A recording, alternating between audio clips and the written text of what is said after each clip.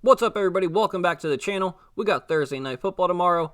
Giants at Washington Football Team.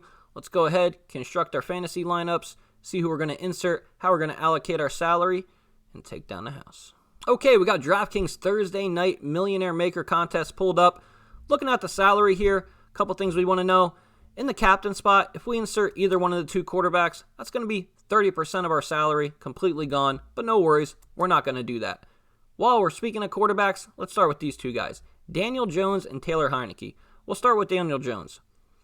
Daniel Jones is not too bad of a fade in fantasy. He does have the rushing upside. His rush props right now are sitting right around 20 yards. The main reason I'm not playing Daniel Jones, the guy's a turnover machine, right? Everybody knows it. 28 career games.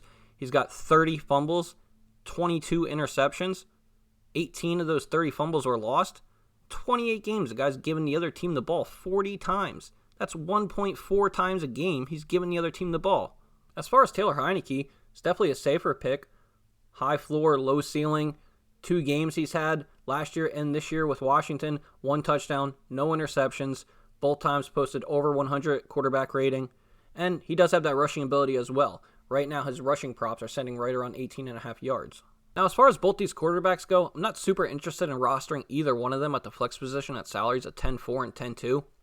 I think we're going to see how we can spend that money elsewhere on our roster. We'll come back to quarterback if we need it. Next on with the running backs. Start with Saquon Barkley, New York Giants, with a salary of $10,000. Saquon's obviously still hurt here. They said they were going to ease him back into the offense. I didn't believe it. I thought they were hitting us with an okie doke. But after week 1, we know it's true. They're just trying to get this guy up to speed. 10 rushes and 11 total touches in that game. It's not going to do it. The leading rusher for the New York Giants last week was Daniel Jones with 27 yards. Now, on the other side of the ball for the Washington Football Team, running back we're going to target, obviously, Antonio Gibson. He was way more involved in third down last game than he was last year. No J.D. McKissick, we're not worried about. J.D. McKissick came in, had 1 target, 0 receptions. Antonio Gibson had 5 targets, 3 receptions, 90 yards on the ground, and finished with 118 scrimmage yards. Antonio Gibson, yes. Now on to the wide receivers. The wide receivers for the New York Giants do worry me a little bit. Either one of these 3 guys have the ability to break a slate, and a Kenny Golladay, a Sterling Shepard, a Darius Slayton. But for me, my pick's going to be Sterling Shepard. $8,000 salary, right next to Kenny Golladay at 8.2, with Sterling Shepard down at 6.6. Give me Sterling Shepard. Led this team in targets and receptions last week. He just seems to be like he's Danny Dimes' go-to guy. Now Kenny Golladay, jump ball, red zone threat. Darius Slayton, burner down the field. But give me Sterling Shepard with the 8,000. Washington side of the receivers, obviously Terry McLaurin's going to be very popular at 9,000. He's going to be in a lot of lineups. The guy that I like, though, that I saw, Naomi Brown, the team's 3rd round draft pick last year. He played for North Carolina. He was a Tar Heel. He had back-to-back 1,000-yard seasons since 2019 and 2020. Got drafted this year in the 3rd round. He's playing the number 2 role. He played 93% of the snaps last week. Had the exact amount of targets as Terry McLaurin at 4. And the guy's $1,400. It's going to give us a lot more flexibility. And 93% of the snaps, you'll love it. Now, as far as tight ends go, the only tight end you're going to be looking at to play here would be a Logan Thomas at 7,400 for the Washington Football Team.